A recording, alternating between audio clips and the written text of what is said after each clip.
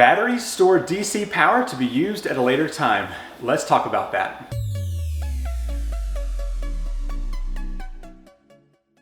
If you're getting into solar power, hydropower, or wind power, you're most likely going to be looking at some batteries at some point. Now there are tons of different types of batteries, and I want to discuss a few of them here with you so you may be able to decide what is right for you. Now kind of the old school batteries would be your lead acid, gel, or your sealed batteries, and those have their place. I don't have any of those to show you as an example, so we're going to be focusing on newer batteries, the lithium iron phosphate. Now you can also get solid state batteries and lithium ion batteries.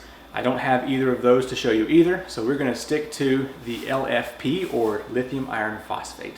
I have 5 different examples of lithium iron phosphate batteries to get into, and we will look at those examples here in just a moment. But I first want to give you a little bit of information on batteries that you may have to work with as you get a system up and running. One of the first values you're going to see on a battery is voltage. Now you may have 2 different voltage values. There's going to be the nominal voltage and the rated voltage. So the nominal voltage is just the general system voltage of whatever you're working with. Typically it's 12 volts, 24 volts, 36, 48, 60, or 72 volts.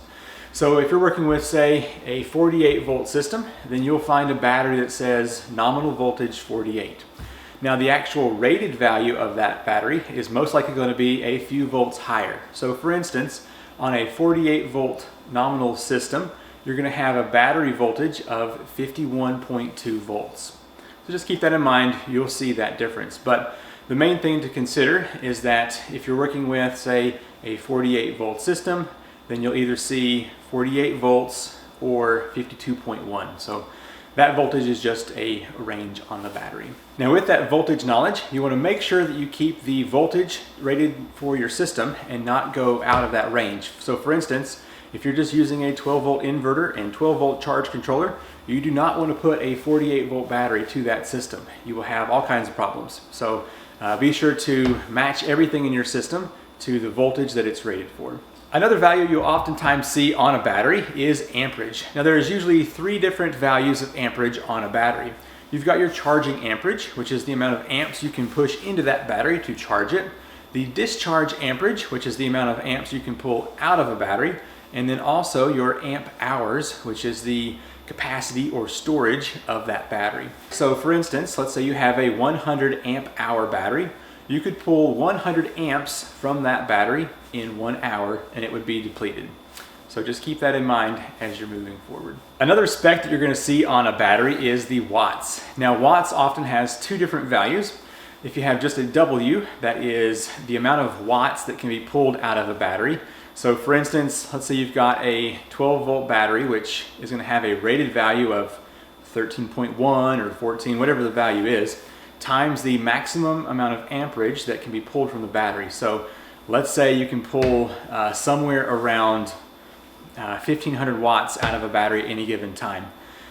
Versus the watt hours, so WH, and that is the amount of watts that can be pulled in 1 hour out of that battery. So for instance, if you've got a 12.8 volt battery at 100 amp hours, then the amount of watt hours you'll have is 1,280 watt hours. So you could run that exact value for an hour and that battery would be fully discharged. So I hope that is helpful in the capacity of understanding battery power. Now with lithium iron phosphate batteries, you will also see a temperature range. And that's because you're able to charge and discharge a lithium iron phosphate battery typically from freezing, 32 degrees, to about 113, sometimes 120 degrees. And anything outside of that range will damage the battery. So keep that in mind for the charging. Now storage and discharge oftentimes goes down to 0 or even -4 degrees. So you're able to use these batteries, but just be sure that you don't charge them below freezing. Here in my little storage closet, I keep a heater over here on the wall to keep my batteries above freezing out here in my workshop. So just keep that in mind, that it's important to also take a look at the temperature ratings of your batteries. Now I have some more important battery information to share with you, but first let's get into the examples so you can see what I'm even talking about. This is a 12 volt lithium iron phosphate battery. You can see I can pick it up pretty easily, and that's because the weight of the lithium iron phosphate is way lighter than the traditional lead acid batteries.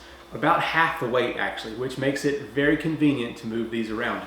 Especially if you're going to be doing something with an application that requires a weight limit. So say boating, for instance, you would use these batteries over the traditional lead acid batteries. This is a 12.8 volt nominal voltage lithium iron phosphate battery with a 100 amp hour rating and the 1,280 watt hours. Now it looks just like a traditional battery. It's got your terminals up here on the top, the black and the red. However, on the inside, it's got a pack of lithium iron phosphate batteries, and on top of that is a BMS. Now a BMS stands for Battery Maintenance System. So basically, it's a little computer chip that tells the battery the state of charge. It has the discharge and the charging current information in there. And also, a lot of these will have a temperature as well. So if it gets overheated, it'll shut off, or if it gets below temperature, some of them will also cut off. You can also get heated batteries like this, and even Bluetooth connectivity. So there's a lot that goes on inside of these batteries that is a lot smarter than the old lead acid batteries. This one is pretty basic, and I'll have a link for it down below if you want to look into it. So 12 volts, and it's just 100 amp hours. So how would I make this battery a much bigger battery? I can actually turn this into a 48 volt battery and have 400 amp hours instead of just 100. To do that, I would do a series connection. So I would have 4 of these together, let's say, to make a 48 volt system. I'd have the positive to a negative until I have 4 batteries together, and that would make one 100 amp hour 48 volt battery. Now if I wanted to double the amp hours to say 200 amp hours, I would have 2 rows of 4 linked together in parallel. Now that connection can get complicated in a hurry. I just wanted to mention that you can turn batteries like this into different voltages and different amp hours to get bigger and bigger batteries. So whenever you're working with batteries, you have your amps and your volts. Well, amperage is the actual flow of electrons, or the current, and if you have that value too high, it's going to heat up your wire. And so you want that value to be as low as you can get, whereas the volts is the potential for flow. So let's say you have a cup of water is 12 volts, or a swimming pool of water is 48 volts. The potential of that flow is pretty great. So just keep that in mind as you build your system. It's better to have a big battery flowing with a little bit of amps than to have a small battery flowing with a lot of amps. All right, that's enough talk about these small batteries. Let's move on to some more examples. This is the Ruixu 48 volt lithium iron phosphate rack battery. The reason they say rack battery is because you actually have a rack sitting on the ground, and these batteries slide into it, and so you can then parallel batteries together to make a very big battery. As we mentioned before, using parallel increases the amperage but keeps the voltage the same, and so it'll stay at 48 volts, and then it will increase the amp hours the more batteries that are combined together. Now this type of battery is a lot smarter than the previous battery.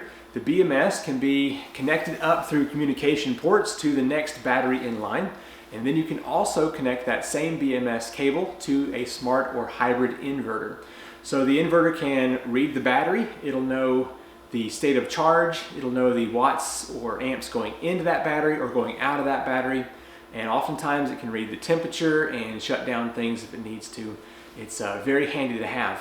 And you can also use an app on your phone to check the state of charge with this kind of battery. So very much improved over the other type. The rack battery system is very commonly used in whole house backup systems, whether you're on grid or off grid, and they are quite convenient to work with because you're picking up a 100-pound battery and sliding it into a rack and not having to pick up a massive giant battery. So definitely nice to have. So let's take a look around this real quick, and then we'll move on to the next example. Because a rack battery slides into a rack mount, all of the things you're going to need are here on the front of the battery. So it has two different sets of red and black terminals, positive and negative, and those will allow you to either connect to a rack system or go down to the next battery and then out to your inverter. You can see here there are dip switches. Now that will allow you to select what battery this is in your rack. And that way each battery has its own specific ID. Here are those communication ports. One will go down to the previous battery, and one can go up to either the battery above it, or it can go to the inverter to talk to that. State of charge is here. Unlike the other small battery, you can actually see how much power there is left to be used here in this battery. I'll have a link to the Ruixu site down below if you want to look up more information on a rack battery. This is the Orient Power wall mount 48 volt lithium iron phosphate battery rated at 5,120 watt hours. It weighs right at 100 pounds, so it's a bit heavy to pick up and put on the wall. I think that weight limit is definitely an issue when you mount a battery like this. I'm going to show you a battery next that is very heavy, 280 pounds, and it's also designed to be mounted onto a wall. However, I have it on the floor because it's just too much for my walls. So this battery also has the BMS system inside that can link up to other batteries, so you can make this system expanded to a larger battery size. It also has the cable that can connect to an inverter to help information pass along, and you can also check things out through state of charge and all of that. This battery here I've been using for a while now, and it runs some off-grid systems here in my workshop. So if you're looking to save some floor space, a wall mount system might be good for you. Although these wall mount batteries don't take up any floor space, they do take up wall space, so make sure your wall is strong enough to support 100 pounds or more. And also keep in mind that they are a bit bulky, so they take up 6, 7, 8 inches off of the wall as well. This is the Vestwoods 15 kilowatt hour lithium iron phosphate wall battery, but I would not mount this on the wall. It weighs 280 pounds, and it was quite a task to get this here into my house, up a flight of stairs and into this utility closet here. However, I've been using this battery to power my home off-grid for over a year, and it has performed very well. Only twice I have accidentally discharged this battery to 0, and so typically I discharge to about 75% and then back up to 100 as soon as the sun comes out the next day. Now here in my house I use somewhere around 8 to 10 kilowatt hours a day. However, my inverter is going to consume about 130 watts at idle. So I have to keep that in mind, that overnight that battery or that inverter will drop this battery down by about 1 kilowatt hour. So that's also something to consider whenever you're looking into going off grid, is that your inverter is going to be consuming power, and then all of the things that you have in your home. This battery has 3 different cables. It's got the positive and negative battery cable, and then also the cable that goes from the BMS to the inverter, so it can determine state of charge and know the watts going in and watts going out on this battery. So if you want to check out the Vestwoods, I'll have a link to their website down below as well. This battery stands about waist high, sticks out from the wall about 1 foot, and is about 2 feet in width here. And like I said, it's got the 2 battery cables and 1 data cable going up, and those just simply connect into the bottom of my inverter over here, and that's what powers my critical load system here at my house. So all of these breakers are dedicated off-grid. This is an 8K inverter from Vestwoods. And now for my final example, I have a big Battery Ethos 48 volt 15 kilowatt hour battery. This is a big floor mount and wall mount battery that is capable of expanding to up to 80 kilowatt hours, which is a massive battery. If you're looking into whole house or whole workshop power, I would highly recommend you check out the big battery system that I have here. The cables are able to connect to each battery, and so you don't have necessarily a rack system like the rack mount battery, but each cable will connect to the side of the battery, and then you also have your communication cables that will go into the inverter, And you can also use an app and tell the state of charge no matter where you are in the world, as long as your inverter has got the Wi-Fi to it.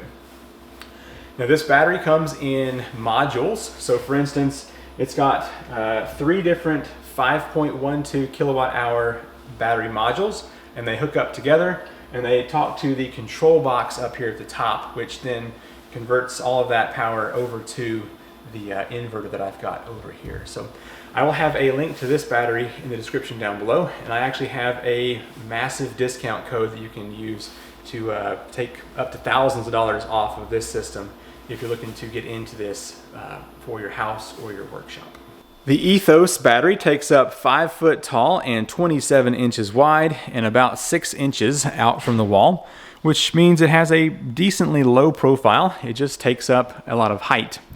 As you can see over here, it has 4 different battery cables coming out to connect to the inverter, and there is also a data cable down here so that the inverter is able to communicate with that battery. So if I open this up and go to home, you can see I've currently got 291 watts going into that battery at 259 or 260 volts. The battery is already at 100% charge. It's just kind of trickle charging to get that last little bit right there. So this battery or this inverter does not use much power overnight, and so that battery is basically full. You've heard me use the term capacity several times now. Let's talk about that. With the old lead acid car batteries, you could only use the top 20% of the battery, and the bottom 80% of its capacity had to be maintained in order to keep that battery healthy. Lithium iron phosphate is the opposite. You can use 80% of the battery, so it has a very deep discharge value, and as long as you keep that lower 20%, then you can keep the battery healthy. These batteries, for instance, the Ethos behind me, is rated at over 4,000 cycles. That means you can take that battery from 100% down to 0 4,000 times before you'll start seeing a degrade in that value capacity.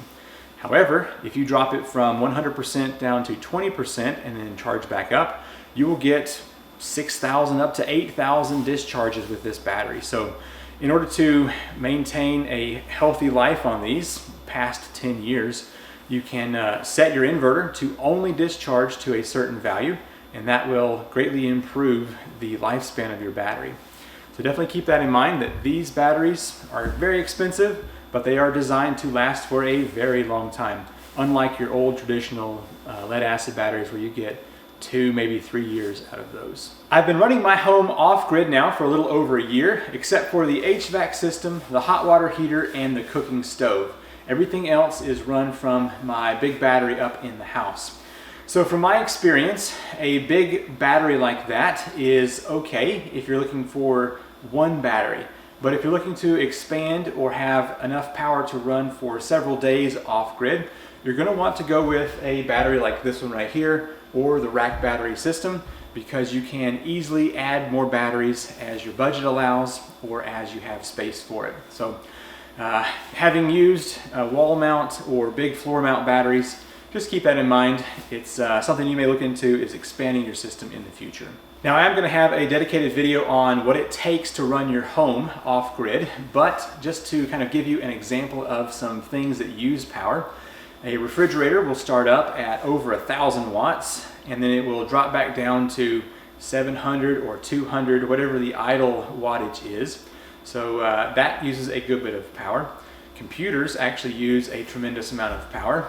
Mine will run anywhere from 200 watts to 500 watts.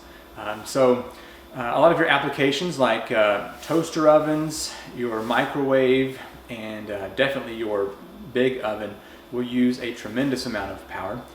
So for instance, microwave up to 2,000 watts, a toaster is oftentimes 1,500, and your stove could be 5,000 watts. So you have to make sure that your battery is rated for the watt output that you're going to be running through your house. So for instance, this big Lux Power inverter can produce 12,000 watts of power, and this battery is rated at 12,800 watts. So this system here could basically run an entire house off the grid as long as you had enough solar or hydro or wind power coming in to feed that. I also have videos on solar if you want to check those out and learn more about how much solar power you actually have to have in order to run a home or to keep a battery this size charged up. I hope you've enjoyed this little brief overview on batteries. If you have, hit that thumbs up button. Make sure you're subscribed. If you have any questions, write those down below in the comment section and I will try to get back to you. I'm Seth with DIY Volts and I will see you in the next video.